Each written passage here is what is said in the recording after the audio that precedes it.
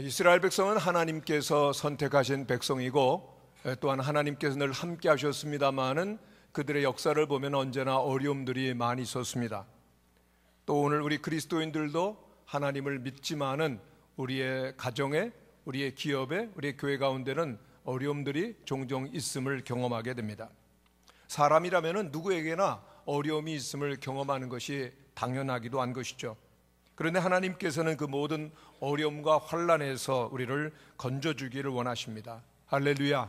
우리가 멸망당하기를 원치 아니하시고 건져주시기를 기뻐하시는 주님이라고 하시는 사실이죠.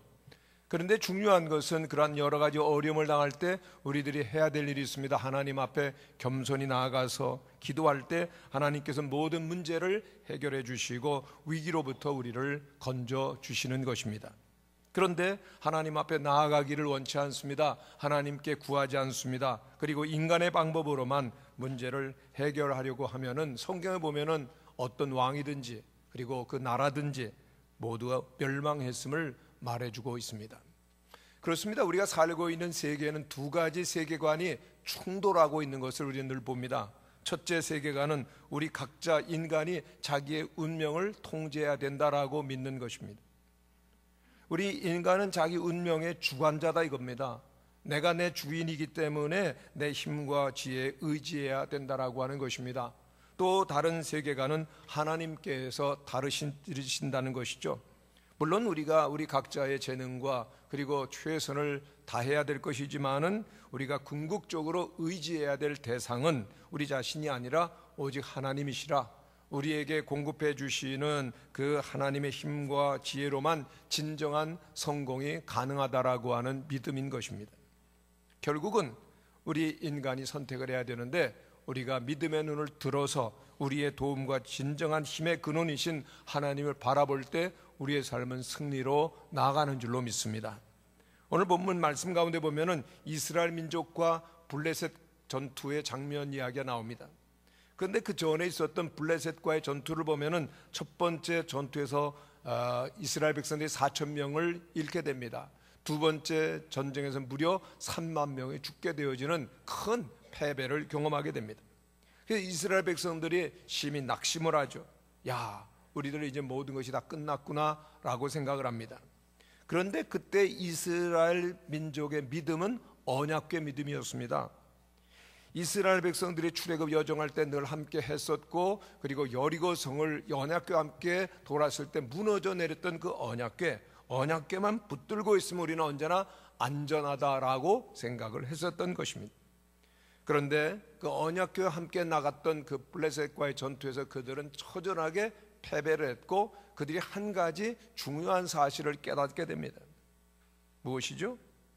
우리가 하나님을 믿고 하나님을 사랑한 것이 아니라 언약궤만 붙들고 있었네. 언약궤만 있으면 모든 것이 다 이루어질 것이라고 우리가 착각을 했었네. 언약궤, 하나님을 우리가 단지 우리의 소망과 우리의 욕심을 이루는 하나의 도구로 사용했었네. 하나님을 사랑하지 아니하고 하나님을 믿지도 아니한 채 언약궤만 가지고 있다라고 하는 것은 우리에게 축복이 아니라 오히려 재앙이 될 수도 있겠다라고 하는 사실을 깨닫게 된 것입니다. 어쨌든 이스라엘 백성들은 하나님의 법궤를, 하나님의 궤를 빼앗기게 되고 블레셋 수중으로 그 법궤가 갑니다마는 그 블레셋 사람들이 그 법궤를 감당할 수가 없었습니다. 법궤가 가는 곳곳마다 질병이 있었고 재난이 있습니다. 그래서 다시금 이스라엘 땅으로 보냈을 때 베스메스 사람들이 그것을 받게 되고 그리고 또한 엘리아살의 집에 오게 되자 이 법궤는 20년 동안 평안하게 됩니다. 모든 일이 축복 가운데 진행이 됩니다. 할렐루야. 이때 이스라엘 백성들이 마음속에 깨달음을 갖게 되고 서서히 중요한 운동이 생기게 되어지는데 바로 사무엘상 7장 2절 말씀입니다. 이스라엘 온 족속이 여호와를 사모하니라 하는 말씀입니다. 한번 따라 하시기를 바랍니다. 여호와를 사모하니라. 그들이 깊은 영적인 깨달음을 갖게 되는 겁니다.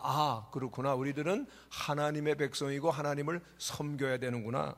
모든 이스라엘 백성들의 마음이 하나님께로 돌아오게 된 것입니다.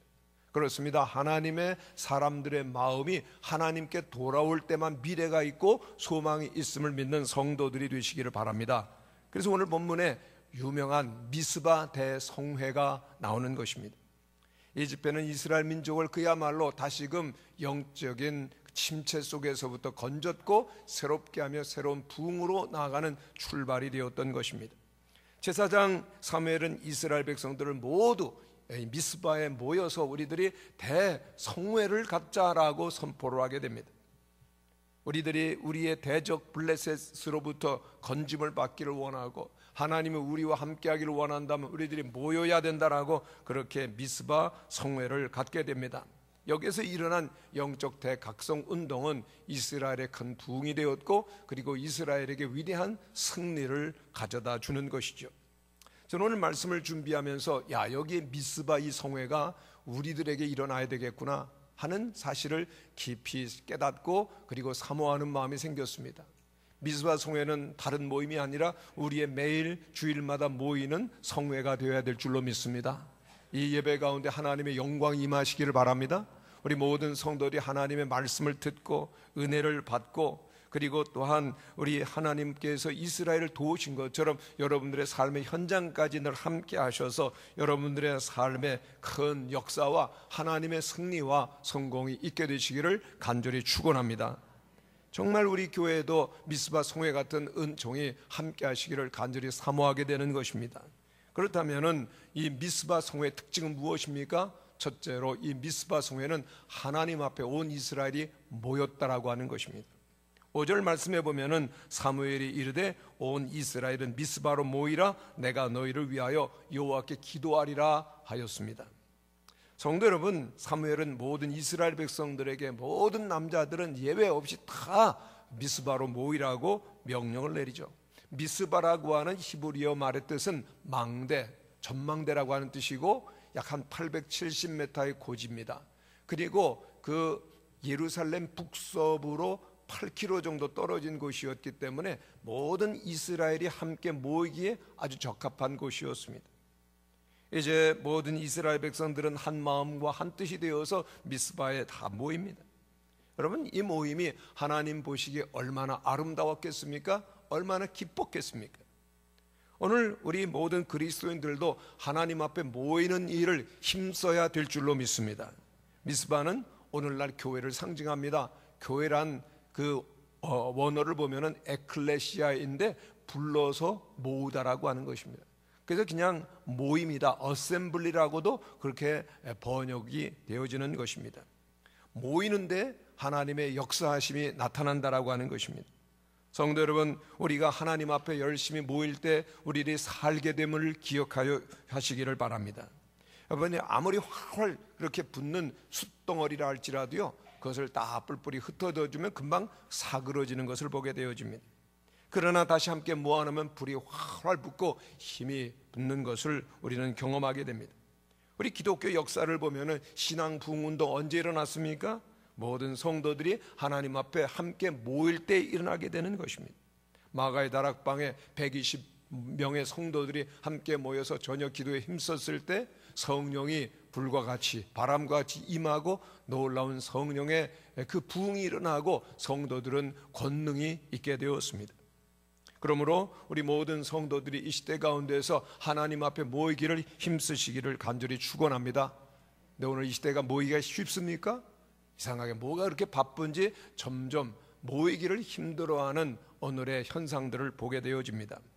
요즘 21세기에 정말 어려운 병 3가지가 있는데 첫째는 우울증이요, 둘째는 자폐증이요, 세 번째는 치매라고 하는 병입니다. 많은 분들이 치매에 걸리는 것을 두려워합니다. 왜냐하면 치매에 걸리면은 주변에 있는 사랑하는 사람들을 얼마나 힘들게 하는지 모릅니다. 인격이고 재산이고 뭐 아무것도 없게 되어지는 겁니다. 그래서 치매를 참으로 두려워하게 되는데 이 치매에는 예방법이 있습니다. 치매에는 2가지 전조 증상이 있는데 첫째는 사람을 만나기를 싫어하는 겁니다. 만나기 싫어하는 사람이 생기는 것, 그 문제고 출발입니다.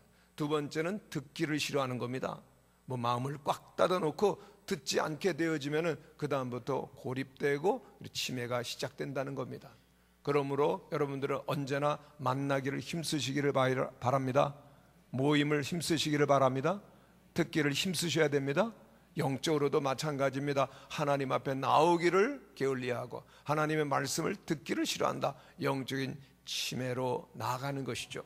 히브리서 10장 24절 25절에 있는 말씀을 보면 서로 돌아보아 사랑과 선행을 격려하며 모이기를 배하는 어떤 사람들의 습관과 같이 하지 말고 오직 권하여 그날이 가까움을 볼수록 더욱 그리하자 그랬습니다.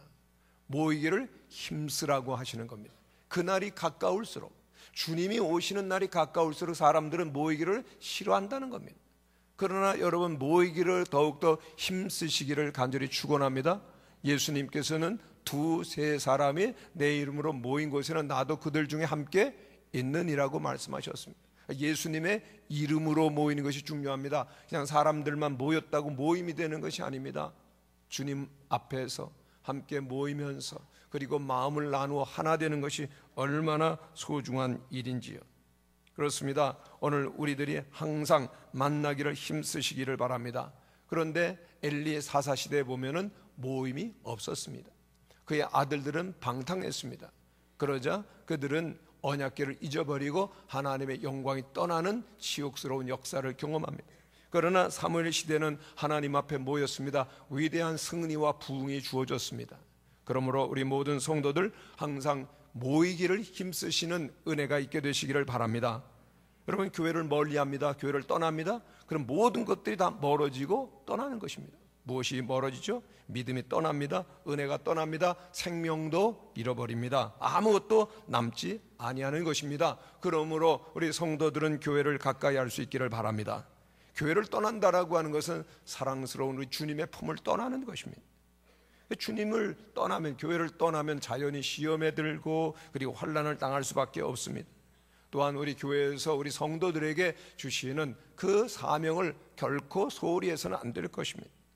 언제나 우리 모든 성도들은 성령으로 충만하시기를 간절히 축원합니다. 교회를 사랑하시기를 바랍니다. 교회를 멀리서 함께 있다가 바라만 보다가는 시험에 들고 또한 회복되기가 너무 어려워지는 것입니다.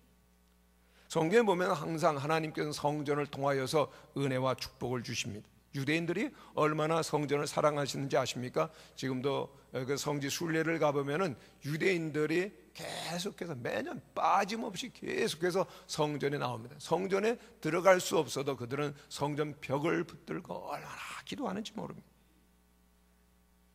하나님 앞에 나가는 것을 사모하는 것입니다.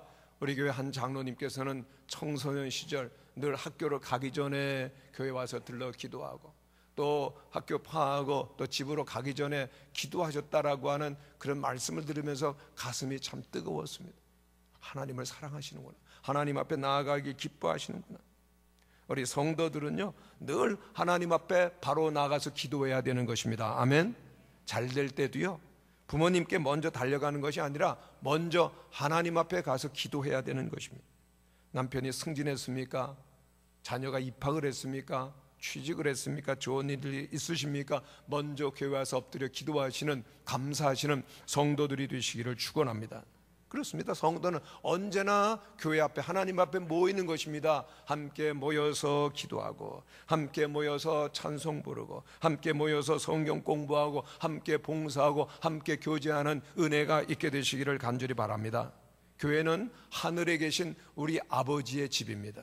우리는 누구입니까? 하나님 아버지를 모시고 사는 하나님의 자녀들입니다. 아멘. 그러므로 교회를 어떻게 생각해야 됩니까? 자기 집처럼 생각해야 되는 겁니다. 그리고 사랑해야 되는 겁니다. 종교개혁자 칼빈의 말처럼 교회는 다소 거룩하지 못한 일들이 있을 수 있습니다. 그러나 방주에도 보면은요, 구원선이었지만은 여러 가지 동물들의 오물과 쓰레기가 있었던 것처럼 그런 일들이 있을 수 있지만은 바로 교회는 세상으로부터 우리를 지켜주는 거룩한 방주인 것이죠. 교회는 영적인 아버지가 되시는 하나님이 거하시는 곳입니다. 할렐루야. 그러므로 교회는 평안이 있습니다. 거룩함이 있습니다. 영혼의 복이 어디에서부터 오는 것입니까? 성전을 통하여서부터 오는 것입니다. 그러므로 교회에 나오지 않으면 여러분 절대로 복을 받을 수가 없는 것입니다. 오늘 많은 사람들의 마음이 공허합니다. 정말 세상에 가면 놀거리, 볼거리, 먹을거리 많이 있습니다. 그럼에도 불구하고 그 영혼이 공허한 이유는 하나님의 성전을 떠나 있기 때문입니다. 여러분, 세상의 지식과 문화는 사람들의 머리와 마음은 채울 수 있을지 모르지만은 그 영혼은 점점 더 공허하게 되는 것이 오늘 현대의 모습인 것입니다. 모든 은혜는 하나님의 성전을 통하여 주심으로, 그러므로 더욱더 열심히 교회를 사랑하시고 교회 모이기를 힘쓰시는 성도들이 되시기를 간절히 축원합니다. 교회 생활을 잘 하시고 은혜를 받으시고 교회 안에 하나님 앞에 모이기를 힘쓰시는 우리 성도들이 되시기를 간절히 축원합니다. 그럴 때 하나님께서는 새로운 역사를 우리 가운데 허락하여 주시는 줄로 믿습니다. 두 번째로 미스바 성회는 전적으로 회개하는 성회였습니다. 이스라엘 백성들이 미스바 성회로 모이게 하고, 그리고 사무엘 선지자는 모든 민족으로 하여금 회개하는 운동을 하게 됩니다. 3절입니다. 너희가 전심으로 여호와께 돌아오려거든 이방 신들과 아스다롯을 너희에게서 제거하고 너희 마음을 여호와께로 향하여 그만을 섬기라고 말하고 있습니다. 우상을 버리고 회개하라고 하는 것입니다. 우상을 버리고 하나님과의 관계를 회복하라고 하는 것입니다. 여기에서 보아서 전심이라고 하는 말은 우리의 마음, 우리의 영혼 뿌리 깊이까지라고 하는 말입니다. 돌아오려거든이라고 하는 말, 여기 돌아온다라고 하는 것은 슈브라고 하는 원어인데요, 그것은 회복 그리고 회개라고 하는 말입니다. 그러므로 3절에 전심으로 여호와께 돌아오려거든이라고 하는 것은 삶의 모든 전 영역 가운데서 철저한 회개를 하나님께서 원하신다라고 하는 것입니다. 그렇습니다. 진정한 회개, 하나님과 우리 사이를 가로막는 우상을 제거하는 것부터 시작이 되는 것입니다. 전심으로 하나님만을 섬겨야 될 이스라엘 백성들이었습니다. 그러나 그 백성들 가운데 이방신인 바알과 아스다롯이 있었고 이스라엘 백성들이 그 우상을 섬깁니다. 바알은 가나안 족속들의 최고의 남자신이었습니다. 그리고 아스다롯은 최고의 여자신이었습니다. 바알은 농경사회 속에서 풍년을 가져다 준다는 것으로 숭배가 되었고, 그리고 아스다롯은 성의 여신으로서 쾌락을 숭배하는 것이 되는 것이죠. 가나안에서는 이방인들이 이 두 신을 함께 섬기는 우상 숭배가 성행했었던 것입니다. 그 벌이라는 겁니다. 바알과 아스타를 벌이라는 겁니다. 이스라엘 백성들이 이 사무엘의 말을 듣고 우상을 버리는 회개 역사가 일어납니다. 4절에 보면은 이에 이스라엘 자손들이 바알과 그리고 아스타롯을 제거하고 여호와만을 섬기니라 그랬습니다. 제거한다는 것은요, 그 초가집을 불로 확 썰러가지고 다 완전히 흔적까지 없애버리는 것처럼 우상을 다 뽑아버린다는 겁니다. 6절에 보면은 그들이 미스바에 모여서 물을 길어 여호와 앞에 붓고 그날 종일 금식하고 거기에서 이르되 우리가 여호와께 범죄하였나이다 라고 회개를 하게 됩니다. 여기 물을 부었다라고 하는 것은 눈물을 흘린다라고 하는 의미입니다. 그리고 모든 것을 헌신한다라고 하는 의미입니다. 완전한 회개, 완전한 헌실, 바로 눈물을 그리고 또한 물을 붓는 행위이죠. 하나님, 제가 여기 있습니다. 저희의 몸과 마음을 받으시옵소서. 제 영혼과 삶을 다 주님께 내려놓으니 주님께서 은혜와 자비를 베풀어 주옵소서. 주님만이 저의 방패시오, 주님만이 저의 생명이십니다. 주님을 떠나서는 제가 살 수 없습니다. 주님께 온전히 드리는 것입니다. 우리 모든 성도들에게 이와 같은 회개와 헌신이 있게 되시기를 간절히 축원합니다. 또한 그들은 마음을 찢고 종일 금식하며 회개를 합니다. 6절에 보면 우리가 여호와께 범죄하였나이다 라고 자백을 합니다. 우리의 민족의 죄가 있습니다. 우리의 기업의 죄가 있습니다. 우리의 가정의 죄가 있습니다. 나의 심령의 죄가 있습니다. 이런 작은 죄가 있습니다. 모든 죄를 다 하나님 앞에 내려놓고 용서하기를 구해야 되는 것입니다. 성도 여러분, 다른 사람들은 정신을 차리지 못할지라도 우리 무학교의 성도들은 이 시대 가운데 깨어서 민족을 대신하고 그리고 하나님의 백성을 대신해서 마음을 찢고 금식하며 기도하는 은혜가 있게 되시기를 간절히 축원합니다. 그럴 때 하나님 우리를 새롭게 만들어 가실 수가 있는 겁니다.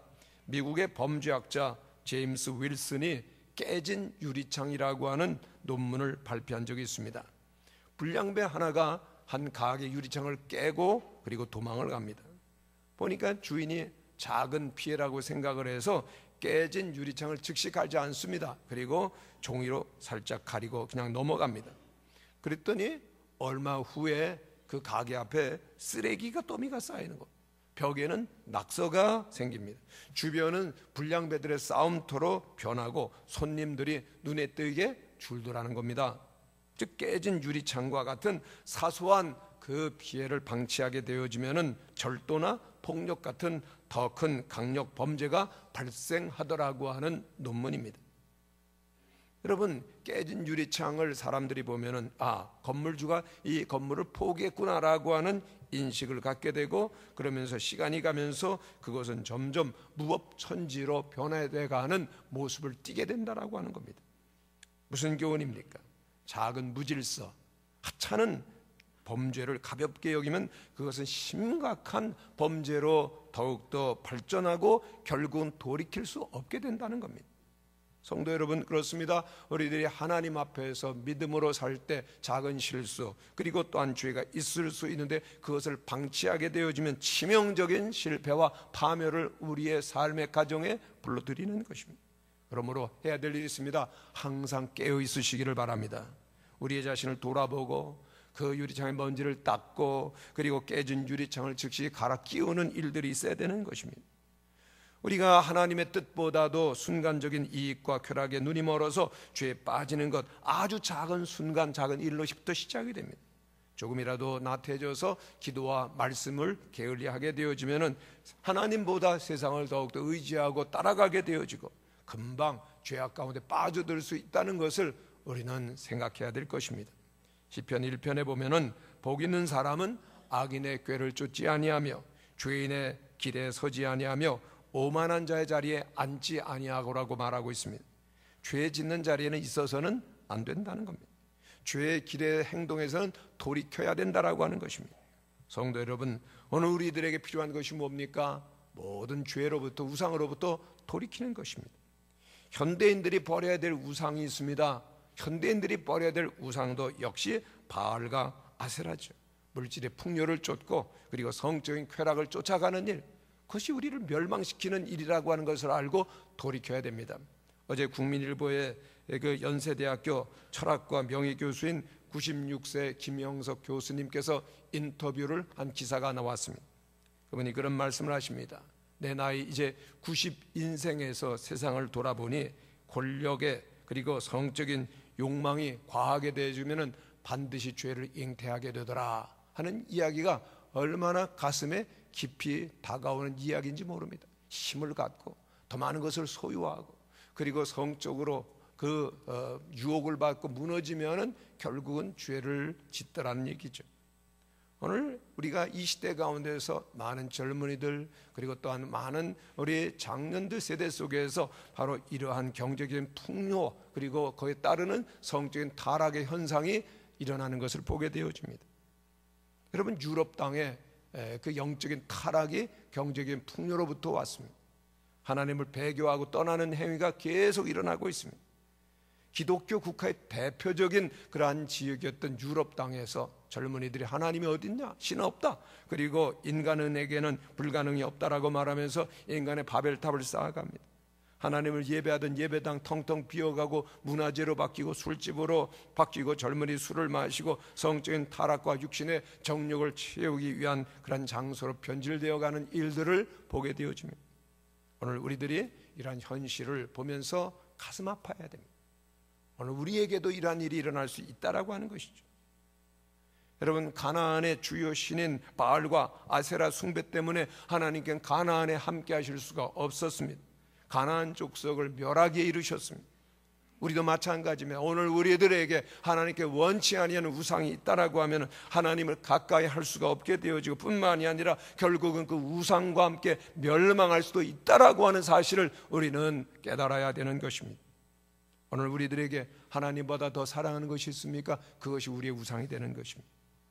우리의 마음을 사로잡아서 우리를 세상으로 빠지게 하는 매혹적인 우상, 물질과 성공, 명예와 권력, 직장과 사업, 그리고 오락과 쾌락 등이 자리 잡아서 하나님과의 관계를 파괴시키는 일이 있어서는 안 된다는 것을 확실히 아시고 우리 안에 자리 잡고 있는 우상을 뿌리 뽑는 성도들이 되시기를 바랍니다. 하나님을 섬기고 주님께 온전히 돌이키는 회개 운동이 우리들 가운데 일어나게 되시기를 간절히 축원합니다. 세 번째로 미스바 성회는 전심으로 부르짖어 기도하는 기도의 성회였습니다. 이들은 모여서 함께 기도하는데 부르짖어 기도합니다. 금식하며 기도합니다. 8절에 보면은 사무엘에게 이르되 당신은 우리를 위하여 우리 하나님 여호와께 쉬지 말고 부르짖어 우리를 블레셋 사람의 손에서 구원하시게 하소서. 한번 따라하시기를 바랍니다. 쉬지 말고 부르짖어 기도하게 하소서. 예, 저들은 정말 하나님이 살아계심을 믿고 하나님의 주권을 인정하면서 그 도우심을 간절히 구하고 있는 기도의 모습이 아닙니까? 가장 큰 위기 때 하나님은 그 영광을 드러내시고 우리를 구원하시기를 기뻐하십니다. 부르짖는다라고 하는 히브리어는 자크라고 하는 말인데 절대적인 위기 가운데서 간절히 호소하는 모습입니다. 지금 블레셋 사람들이 이스라엘 백성들이 미스바에 모였다는 이야기를 듣고 이때가 기회다라고 그들을 공격하고 있는 것입니다. 그런데 이스라엘 백성들 전쟁을 준비하는 것이 아닙니다. 오히려 금식하고 회개하며 하나님께 구원해 주실 것을 부르짖어 간절히 하나님께 간구하고 있는 모습들을 보게 되어집니다. 여러분, 우리가 믿음으로 살려고 하면요, 마귀가 먼저 합니다. 시험하고 방패합니다. 그리고 또한 우리를 하나님과 멀어지게 시험하는 것입니다. 여러분, 기도하려고 하면요, 정말 육신적으로 피곤하고 또한 기도가 안 될 때가 있습니다. 그럴 땐 우리의 마음속에 불만이 그리고 또한 여러 가지 불평들이 쏟아져 나오는 것을 보게 되는데요, 여러분, 그때가 전쟁입니다. 그때가 더욱더 기도할 때입니다. 아멘. 여러분, 기도의 때는 우리들이 항상 기도해야 되는 것입니다. 이스라엘 백성들이 미스바의 성회로 모였을 때 마귀는 블레셋을 충동합니다. 하나님의 백성들을 다 이제는 멸하자. 그리고 그 막강한 군대를 끌고 오는 것입니다. 그런데 중요한 것은요, 미스바 성회가 흔들리지 않았다는 것입니다. 전심으로 회개했다는 것입니다. 그리고 기도할 때 하나님께서는 이스라엘을 위하여 직접 블레셋과 싸워주십니다. 이스라엘 백성들이 군대를 끌고 나갔던 기록이 없습니다. 그런데 블레셋 군인들이 있는 지역에 갑자기 먹구름이 끼고 비가 쏟아지고 그리고 바람이 불고 번개가 번쩍이면서 우레소리가 나니까 블레셋 군인들이 정신을 잃고 그리고 방향을 분별하며 도망을 하게 되는데, 이때 이스라엘이 공격해서 모든 전리품들을 얻고 그리고 승리를 하게 됩니다. 할렐루야. 기도로 적군을 물리친 것입니다. 하나님이 그 일을 행하셨습니다. 성도 여러분, 기도하면 오늘도 하나님이 일하심을 믿으십니까? 성경에 보면 그런 기사들이 너무나도 많이 있습니다. 히스기야가 하나님 앞에 기도했을 때 하나님께서는 아수르 군대를 하루 아침에 18만 5천을 다 멸하셨습니다. 아멘. 모세가 아론과 훌의 도움을 받아서 기도했을 때 여호수아 그 군대는 계속해서 아말렉을 이길 수가 있었습니다. 루즈벨트는 2차 세계대전 때 18시간이나 하나님 앞에 계속 부르짖었다고 합니다. 그래서 승리가 있는 것입니다. 우리 교회에서 기도 대행진을 시작하는데요, 많은 기도의 응답들이 일어납니다. 오늘 여러분들이 주보를 보세요. 많은 성도들이 정말 그 한 영혼들이, 소중한 영혼이 천국에 가기 전에 예수를 믿고 돌아가는 일, 어려움과 문제 가운데서 하나님께 도우심을 경험하는 일, 수많은 간증들이 있는데 여러분들이 이 기도의 행진에 함께 해주시기를 간절히 축원합니다. 미 연방 항공우주 나사의 정재훈 박사님은 세계적인 과학자십니다. 그리고 우주왕복선 프로젝트가 난관에 봉착할 때마다 활로를 열고 세계적인 우주과학자로 주목을 받고 있습니다. 그는 1986년 우주왕복선 챌린저호의 참사의 원인이었던 보조 추진 로켓의 고무 패킹 동결 및 파손 문제를 열 조절 장치를 개발함으로써 해결합니다. 2003년도에는 콜롬비아호 그 공중 폭발로 우주 왕복선 프로그램이 중단되었을 때 결빈 방지 그 가열 프로그램을 만들어서 또한 해결했습니다. 근데 이분은 위대한 과학자지만은 위대한 기도의 사람입니다. 이 정재훈 박사님은 매일 새벽 4시 반에 일어나서 하나님께 간절히 기도하고 하나님을 바라본다는 것입니다. 오늘도 새벽에 일어나 하나님을 의지하고 기도하는 자에게 하나님께서 어떠한 어려움도 문제도 감당할 수 있는 힘을 주심을 믿는 성도들이 되시기를 바랍니다. 왜 교회를 나옵니까? 기도하기 위해서, 주님을 의지하기 위해서. 오늘도 주님을 의지하는 자에게 하나님께서는 지혜와 능력과 권능을 허락하여 주심을 믿으시기를 바랍니다. 그런 재미있는 얘기가 있습니다. 어떤 여자분이 꼴초였답니다.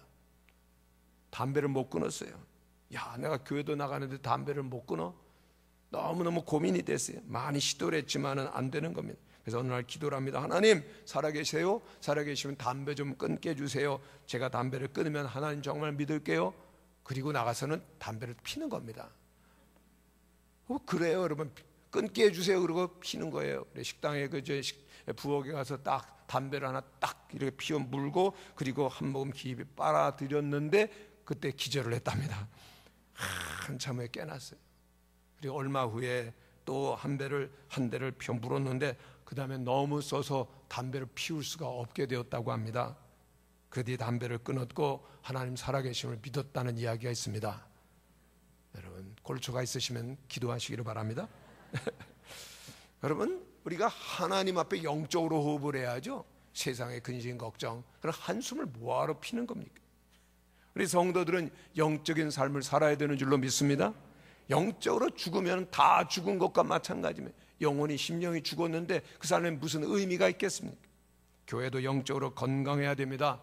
영적으로 건강한 교회는 어떤 교회죠? 기도하는 교회입니다.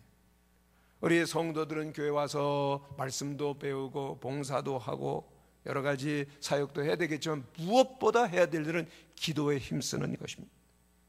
기도하는 교회가 살아있는 교회입니다. 기도하는 성도가 살아있는 성도입니다. 아멘. 기도하는 성도가 능력이 있는 성도입니다. 하나님이 기뻐하시는 교회, 신령한 교회입니다. 성도들 언제나 뜨거운 심령으로 살아야 돼요. 여러분의 심령이, 여러분들의 영혼이 냉랭해지면은 영적으로 죽은 것입니다. 기도로 여러분들의 심령이 언제나 뜨겁게 활활 하나님을 향해서 타오르게 되시기를 간절히 축원합니다. 기도하지 않는 교회, 기도하지 않는 가정, 기도하지 아니하는 성도 절대로 승리할 수가 없는 것입니다. 우리가 기도할 때 힘이 있습니다. 기도할 때 능력이 있습니다. 기도할 때 영적으로 강건해지는 것입니다. 오늘도 우리 모든 성도들이 함께 기도할 때 하나님의 능력과 영광이 오늘 우리들에게 새롭게 이루어지는 줄로 믿습니다. 오늘 성경에 보면 수많은 약속들이 있습니다. 여러분들이 기도할 때 구원의 역사가 일어나는 것입니다. 우리가 또한 하나님 앞에 기도할 때 하나님께서 성경에 약속된 축복의 역사를 허락하여 주십니다. 기도할 때 하나님께서 언약하신 회복의 역사가 일어나는 것입니다. 우리가 기도할 때 생수의 강이 터지며 생명이 충만하게 되어지는 역사가 일어나는 것입니다. 성경 에베소서 6장에 보면은 모든 기도와 간구로 하되 무시로 성령 안에서 기도하라고 했습니다. 데살로니가전서 17절의 말씀은 쉬지 말고 기도하라고 말씀하시죠. 한번 따라 하시기를 바랍니다. 쉬지 말고 기도합시다. 참 이상한 것은요, 기도가 약해지면은 영적으로도 점점 약해지는 겁니다. 기도가 멈추면은 영적인 능력이 딱 끊기는 것을 경험하게 됩니다.